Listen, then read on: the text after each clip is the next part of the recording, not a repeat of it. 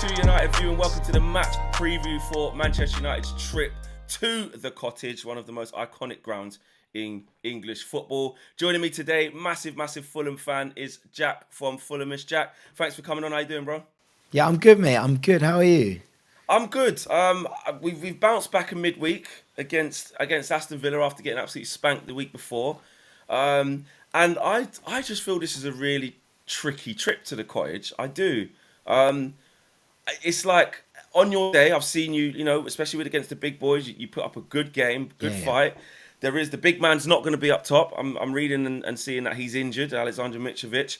But I think the question is how are you feeling about this game? How are Fulham looking into facing Manchester United at the Cottage on Sunday?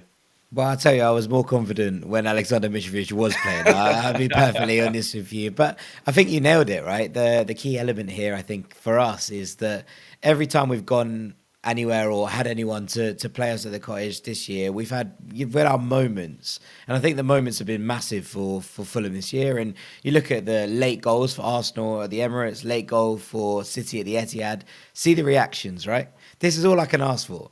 All I can ask for is that if teams are playing Fulham, wherever it is, and they score a late winner, it's pandemonium. It is absolute chaos, right? And last time out, when Fulham were back in the Premier League, it was kind of routine. And so I think the key element here for us this year is that we're competitive again. And suddenly we're looking at it going, yeah, all right, United are coming to the Cottage at the weekend. Why not?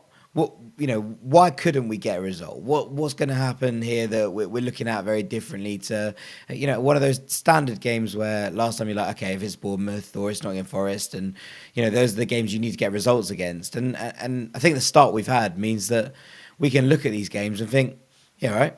Go on then. What have you got for us? What you got to bring on stage? You got to have to show. And I think, look, it's going to be a good game. And as I said, it's going to be harder without Mitrovic. It always will be for a Fulham.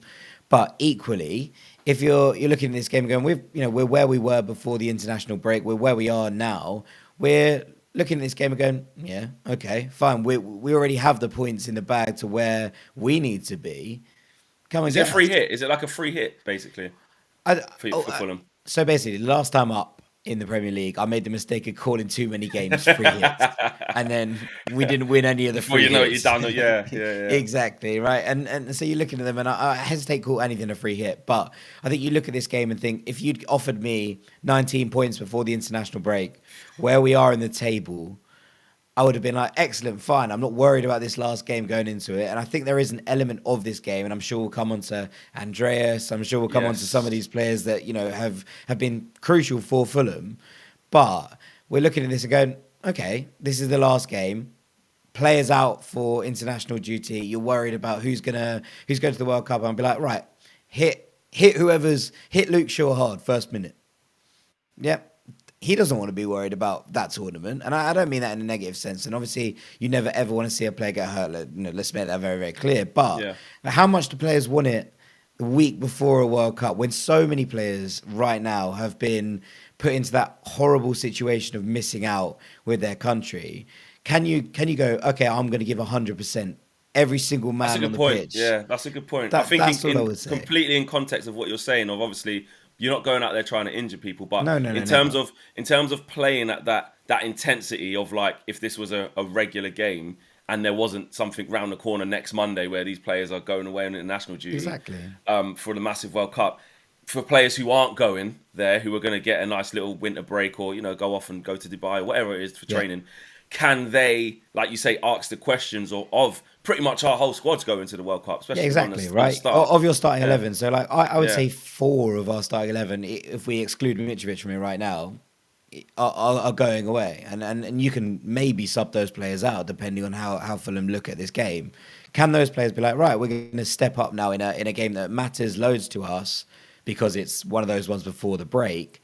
But equally, can an Andreas Pereira, can a Willian, who obviously aren't going on international duty, fair enough, completely reasonable, can they be like, we're going to give 10% more than those players who might just have one eye around the corner already? I think that's a really good point. From our point of view, United point of view, I mean, we are going in the right direction with Eric Ten Hag. I feel it's not perfect. Agreed. Yeah. We are going to get results like we saw against Villa last weekend, where we get absolutely smashed, and then we bounce back, and we did that midweek. We are going to get results like in the Champions League. I wish Europa League. Getting a bit Hey, ahead you of know the myself Europa League is there. my tournament, Flips. You know this. I'm Yes, hey, already Sultan there. Gira, mate. Yes, that's it. And you knew that you're going to be pushing for that. But we've got a lot of work to do. But I think these are the games for Man United where we've got up against some of our more bigger games at home when we played Yeah. Liverpool, when we've Yeah. played Yeah. Yeah. Arsenal and stuff like that. We've gone away to City, got smashed. We had to play away against a hostile Villa with a new manager, got smashed.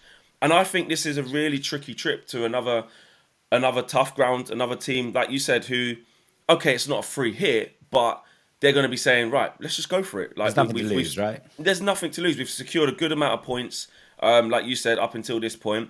And I remember the first game of the season against Liverpool, and I know it's the first game and everyone's back and there's a little bit of unknown Looks like a bad entity. result now, huh? Just getting a point. Just getting a Right, point at home against Liverpool. them. Do you know what I mean? And it's like, but you just went for it. I remember you lot just being at them, and it's like, if you show no fear, which that was going to be my next question, will you be on the front foot and go for us and press and stuff?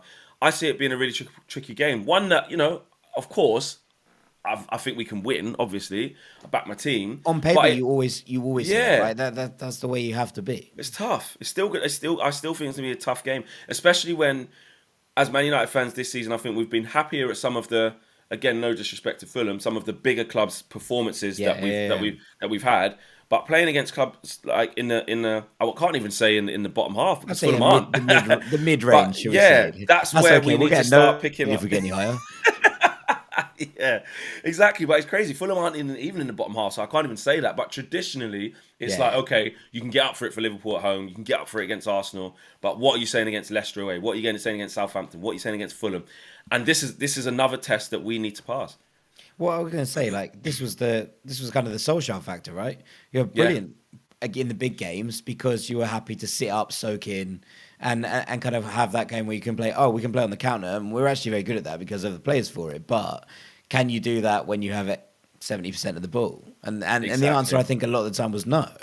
And so we're looking at a new Manchester United, obviously under Ten Hag, and for what it's worth, I'm a big fan of his. I think I really like the way he plays football, and I think that long term, this is a very sensible appointment.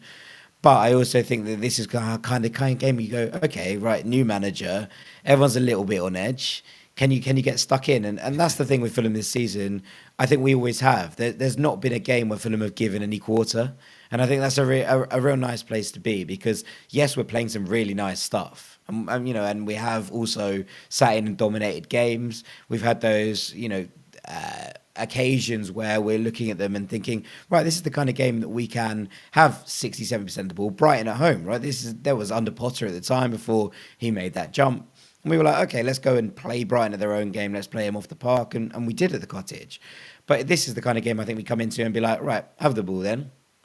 What have you Come got on for to us, us? yeah, 100%. But also, it's the kind of game that if we're level at 70 minutes, the Cottage will grow into. And look, it's not always, how it is with football grounds. I'm not going to sit here and say the Cottage is the most boisterous ground on earth because it's not. But you get into big teams, you get to that point of a game where you're 70 minutes in this level, and the place will grow into the occasion, I think. And as you get further and further along against a team like Manchester United, when these are what you get promoted for, right? Yeah. When Fulham are bouncing between divisions and people are saying, well, would you rather not just kick around in the Championship and have the wins and enjoy them? And look, I've loved our time in the Championship, especially last season, because it felt like, the glory days where you could be like, we're going to beat anyone. And I think we've walked into this season with the same attitude. But these are the games you get promoted for, right? Liverpool at home, Manchester United at home. These are the big guns bringing to the Cottage that are the reason that you want to be in the game in the first place. They're the reason that you want to be back in the big time so you can have these occasions. And at the moment, I feel like we're one of those teams that can give anyone a bloody nose. Yeah, 100%, and that's why this is a bit of a banana skin for me. I'm not thinking, yeah, rock up to the Cottage, that's fine, 3 points, like you said. I think it's a great point you said about players. Just subconsciously, as soon as this game's finished, I'm on a plane to international camp, mate. So Yeah, I need yeah, to, there's Ronaldo was ill against against in We'll use the Carabao inverted Cup. commas Yeah, liberally, we right? use him exactly. You know, Anthony's. There's no chance of his injury hurting his chances for Brazil. But do they bring him in? You know, This is the is kind of he going game. to make himself If I'm Anthony, available? I'm saying absolutely no chance. Just, do you know what? Just leave me out. Drop me out. Yeah, I exactly. don't need this game. And Which like it shouldn't be that as well. Like, because Ten Hag but did also I say think that's we are picking reasonable. players for that. There are Yeah, so hundred many, percent. and you know what? We've got Harry Wilson, who's obviously going with Wales, and I feel like it's completely fine for him. He's just coming back from an injury himself, right? Exactly. He's missed a long period of this season, and if he was like, look. This is a massive tournament for me. I don't know if Wales would be at the next one, and I imagine Anthony's conversation would be different to that. Obviously, Brazil will be at the next tournament, but you might be like, I might not be there. Like, Yeah, it's his first World there's a Cup. chance It's his that first World Cup. Yeah, I assume I will because I back myself, etc., etc. But there is a chance he's like, well, I might not be at the next tournament, and I'm yeah, just coming back from an injury. Are you going to risk me? And I exactly. think the point is, I think it's fair from I those don't think he'll play. perspectives. I Yeah. don't think he'll be in the squad, and I don't think Ronaldo will be in the squad. He may be in the squad, but I don't think he'll That might start. be a negative for us. Never mind you. Exactly, exactly, and we'll talk a little bit about that. Before we get onto the quick fire round, which we'll get to very, very shortly, we have to talk about Andreas Pereira. We've got to, because this is a player which I'm sure you're aware of that at Man United he just couldn't nail it down. He's capable of fantastic moments, fantastic strikes. He has ability on the ball, but he could never find that consistency, and in my opinion, just wasn't at the required level for Yeah. Manchester United, and was on loan after loan and just couldn't find a home. I'll ask you this, Jack. Actually, has he found a home at Fulham, and how has he been for you? How do you see him? Yeah, I think he's found his home, and I think you're absolutely spot on in terms of a player that needed somewhere to, at this point in his career, just say, all right, this is me now for a while. Now, look, I'm not saying Andreas Pereira is going to play for Fulham for the next 10 years, but I think he's come in here and he's been so honest with his approach. And obviously, it helps that we've got a load of Portuguese speakers in the camp. We've got a team that is based around backroom staff as well, those people that speak the language. I think that's a lovely touch for everyone involved. But more than that, I think we signed players, and I think he's the kind of jewel in the crown of this discussion, who had a point to prove. We signed a He load of did, yeah. players who went, okay, I might have not been first choice at Manchester United, but no, not first choice at Arsenal, but I'm still more than good enough for this level. And I think what he's come into, and especially for us, we lost Fabio Carvalho in the summer, who was obviously the 10 and the kind of kingpin out of the academy, and we were like so happy to have him. Unfortunately, he's decided that he's going to go to Motspur on the Mersey now, where all of our academy products seem to end up. I know you've But got a little backhander there going on, a little nice relationship you are. there. I hope we're getting backhanders. Let's put it that way, because we're not getting any cash up front. But when you look at these kind of things and you go, okay, who's going to step into that breach? And what Fabio brought for us last year wasn't just the ability on the ball, which was obviously incredible, and his ability to score goals and create, fine. All of those things are fair enough. But his ability to lead the press when Mitrovic wasn't there was massive to us, because Mitrovic was happy to sit deep and someone to run beyond him. Let's look at Mitrovic's weaknesses and strengths, and he's talked about this already. Marcus Silva has been the manager for him, who has stood up and been like, right, let's stop you running beyond the defense. You're not very good at it. You're not fast. And let's get the players around you running off you. And so when someone had to step into that Fabio Carvalho breach this summer, there was a lot of things that were going to be asked of them. And Andreas Pereira has taken to that task like a duck to water. He has been the guy who has led the press when, out of possession, we drop into that 4-4-2 shape. He's the man who sits alongside Mitrovic and runs that kind of element of our game. He's the man who has produced so much of our moments of magic this season, from dead ball threat, from the ability to get on behind and get in behind, wait for players to catch up with him and play the correct pass. And I think you're absolutely right about the needing a home thing. It was Yeah. a kind of one of those elements where we're looking at it and thinking, this is a player who needed somewhere to be like, I'm comfortable. And he feels comfortable, I think, at Fulham. And reading the Looks interviews it, with yeah. him, he feels like a player who's like, okay, I've been given my opportunity to shine, I can and be I'm the going to man. take it with I can be the man. I'm going to be the I can starting take 10. it Yeah. with I'm going to take it with both hands. He's been absolutely exceptional. Good. That's fantastic to hear. And it's written in the stars. He's probably going to stick one in the top corner from 25 yards from a set piece or a volley or half volley. That's just what pre-season Pirlo used to do. That's what we used to call him. We're going to tell him this is a pre-season game. We're like, Yeah, no, it's pre-season for the World Cup, mate. No. And if you tell him that, mate, I'm telling you, he's a minimum brace. Right, we are going to get into the quick fire round here. How Jack fares.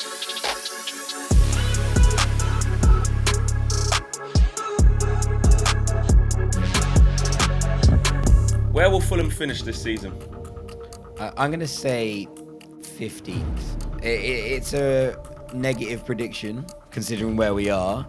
But I think if anyone asked a Fulham fan, they'd be like, would you take 17th on goal difference right now? Even now, after that start, you'd say, yeah, I'll bite your hand off for it. That's fine. So I'm going to say 15th. I think it's going to be a bit of a slide. The bottom of the table is a bit mad, but I'm going to say 15th. Who will score more goals this season? Mitrovic or Rashford?